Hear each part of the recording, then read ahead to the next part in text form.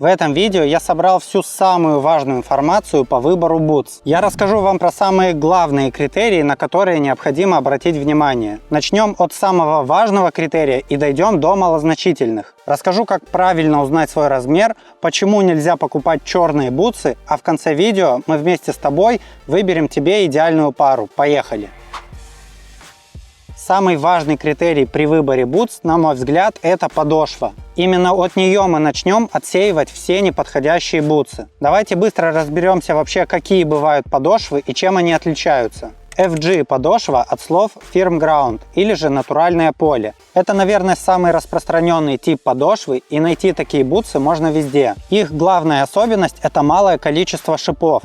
4 на пятки и 7-9 на остальной части стопы. Также эти шипы довольно крупные и часто имеют форму ромба или что-то вроде лезвия. Нетрудно догадаться, что такие бутсы нужны для игры на натуральном поле. И поле должно быть более-менее живое, чтобы там была трава. Потому что поля бывают разные, от идеального газона до просто обычной истоптанной земли. Поэтому если поле живое, то берем FG бутсы вообще без проблем. Если же поле без травы, то ни в коем случае не берем FG бутсы, а берем другие, о которых я расскажу чуть дальше. AG подошва от слов Artificial Grass или же искусственная трава. Такие бутсы встречаются реже, и главное их отличие от FG бутс – это шипы. Здесь у нас шипы круглые, и их размер все-таки меньше, чем у FG. Также этих шипов может быть чуть больше. Такие бутсы предназначены именно для игры на искусственном покрытии. И опять же, искусственное поле может быть очень разным по качеству. Это может быть очень новое и современное поле,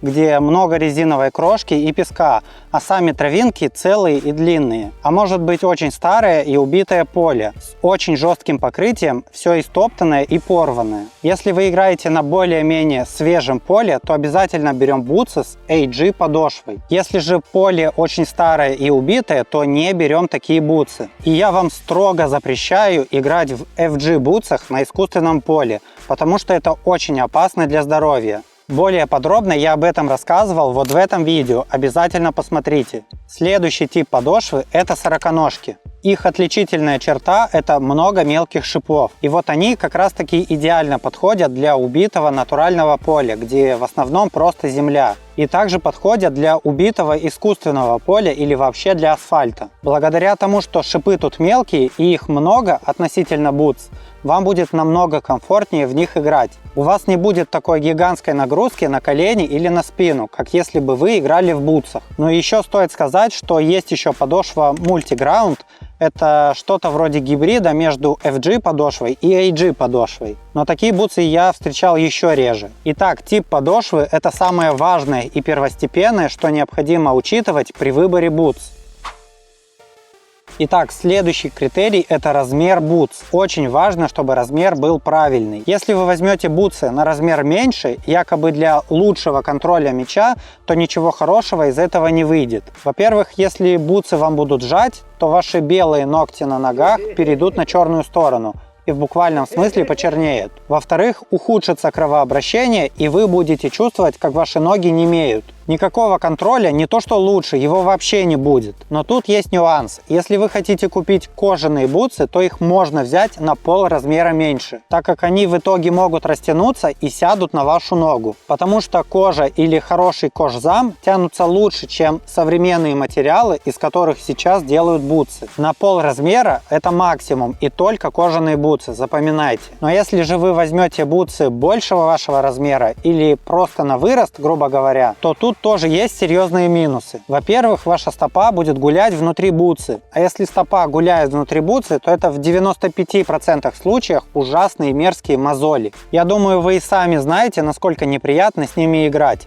И вообще, когда я вспоминаю мозоли, почему-то сразу вспоминается холодец. Поэтому бутсы размером больше или меньше не подходят. Никакого комфорта даже не ждите. Итак, но как же правильно определить свой размер? Потому что в разных странах размер может немного отличаться. Если у вас рядом есть магазин с бутсами, то просто приходим туда и меряем на месте. Бутса должна плотно держать вашу пятку, а пальцы должны слегка упираться в носок, но без фанатизма. Вы должны ощущать, как бутса плотно обволакивает вашу ногу и не вызывает никаких неудобств. Если же магазина рядом нет и вы хотите откуда-то заказывать бутсы, то лучше всего узнать свою длину стопы в сантиметрах. Для этого становимся на белый лист бумаги в носках, в которых играем. Делаем отметку у большого пальца и у пятки. Затем отмеряем это расстояние линейкой. У меня получилось 27 сантиметров. И на бутсах, в которых я играю, так и получается.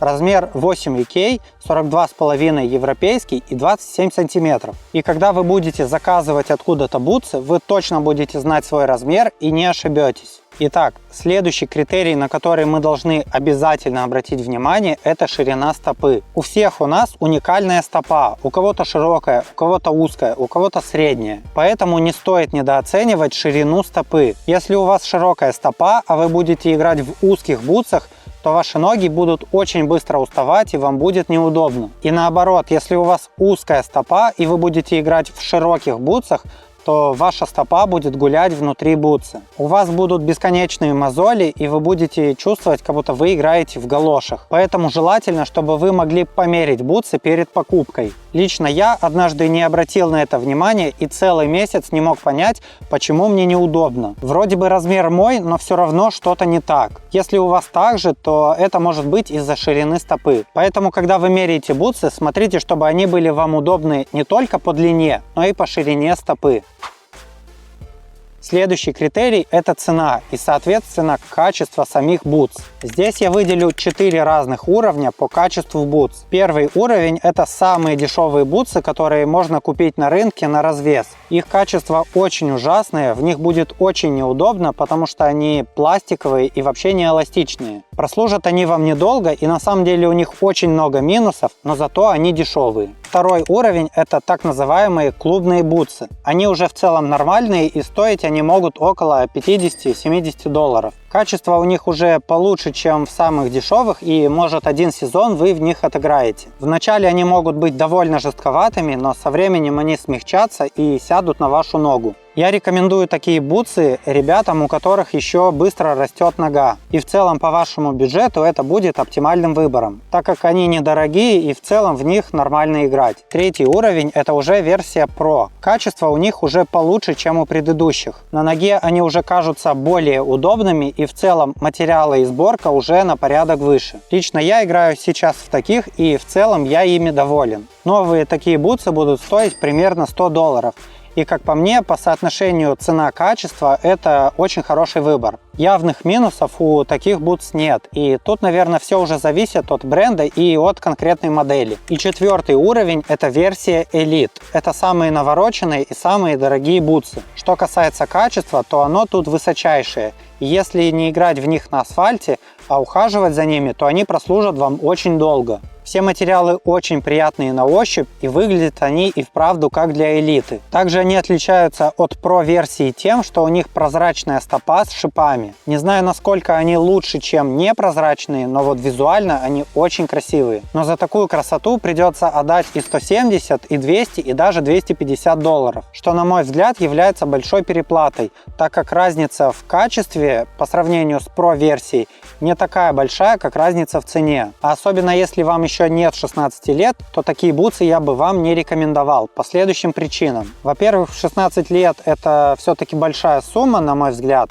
А во-вторых, ваша нога все еще растет. Организм обычного человека растет примерно до 18-20 лет. Поэтому я не вижу смысла покупать дорогие бутсы, которые через полгода уже начнут вам жать или начнут расходиться. Но это лишь мое мнение. Если вы можете позволить себе часто менять дорогие бутсы, то вперед. Опять же, цены могут отличаться от стран и от регионов. Поэтому я попытался объяснить это в общих чертах. Следующий критерий – это бренд. Самые популярные бренды – это, конечно, Adidas или Nike, поэтому выбирать среди них проще. У менее популярных брендов, таких как Puma или Mizuno, тоже есть неплохие бутсы, но из-за того, что они не так сильно на слуху и у них нет такой большой фан-базы, соответственно и спроса у них меньше. Хотя, повторюсь, хорошие бутсы они тоже делают. И я думаю, у каждого из вас есть любимый бренд, к которому они неравнодушны. Если вам нравится Nike, то выбирайте Nike. Если вам нравится Adidas, то выбирайте Adidas.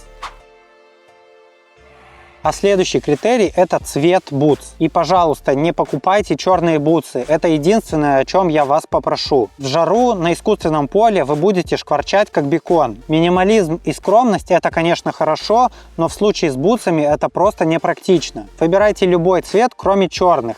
Белые, конечно, тоже будут пачкаться, но это все равно не так страшно. Остальные цвета, зеленые, розовые, красные, уже на ваш вкус. Что ж, а теперь давайте выберем для вас идеальную пару, исходя из критериев, которые я недавно озвучил. Допустим, у нас есть выбор из 100 бутс, и начинаем отсеивать их от самого важного до наименее важного. На каком поле вы играете? Хорошая натуральная – это FG подошва. Хорошая искусственная – это AG подошва. Любое другое поле – это сороконожки. Остальные бутсы сразу же отметаются. Допустим, осталось 50 бутс. Далее из них смотрим на размер. Желательно выбираем по длине в сантиметрах. Выбираем именно наш размер, не больше и не меньше. И обязательно обращаем внимание на ширину стопы. Допустим, осталось 10 пар. Из этих 10 пар выбираем лучшие по соотношению цена-качество. Конечно же, ориентируясь на бюджет. Допустим, осталось всего 5 пар. Из этих 5 пар уже выбираете цвет и бренд, который вам больше нравится.